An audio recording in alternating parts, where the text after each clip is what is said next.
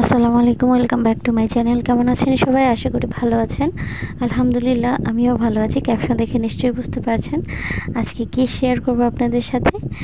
তো হ্যাঁ, আজকে আমি আপনাদের রান্না করব ইলিশ মাছ দিয়ে ডাঁটা শাক। তো চলুন মূল উপকরণে চলে যাই।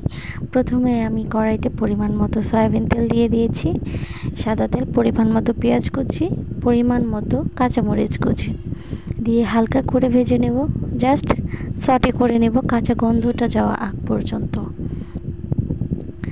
তো তারপর আমি এখানে হলুদের গুঁড়া, মরিচের গুঁড়া, ধনিয়া গুঁড়া আর স্বাদ মতো লবণ দিয়ে তারপর একটু নাড়াচাড়া করে হালকা একটু পানি দিয়ে দিচ্ছি কষানোর জন্য।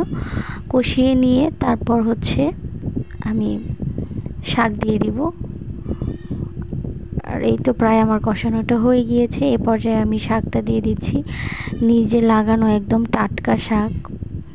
এই শাক খাওয়ার মজাই আলাদা, বাজারের কেনার চাইতে নিজে লাগিয়ে খাওয়ার মজাই আলাদা। আলহামদুলিল্লাহ আলহামদুলিল্লাহ, খুবই ভালো ছিল, অসাধারণ ছিল এই আর কি।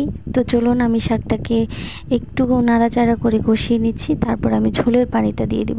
যেহেতু আমি ঝোল রান্না করব, তো শাকের ঝোল খেতে খুবই ভালো লাগে। কার কার ভালো লাগে অবশ্যই জানাবেন। আর আমার তো শাকের ঝোল খুবই ভালো লাগে। আর এই তো আমি এই তো কষিয়ে নিয়েছি। এখন আমি ঝোলের পানিটা দিয়ে দিব। যেহেতু একটু ঝোল ঝোল রাখবো, সেহেতু একটু পানি বেশিই দিতে হবে এই আর কি। শাকের ঝোল কিন্তু আমাদের শরীরের জন্য খুবই উপকার। আর আমার তো খুবই পছন্দ এই আর কি। তো এই তো কথা বলতে বলতে শাকের ঝোলটাও ফুটে গিয়েছে। শাকের ঝোল ফুটে গিয়েছে। এ পর্যায়ে আমি ইলিশ মাছটা অন্য কড়াইতে আমি ভেজে নিয়েছি। তো মাছটাও দিয়ে দিচ্ছি। শুধু এপিট ওপিট করে মাছটা আমি ভেজে নিয়েছি। তো আমি এখন দিয়ে দিয়েছি।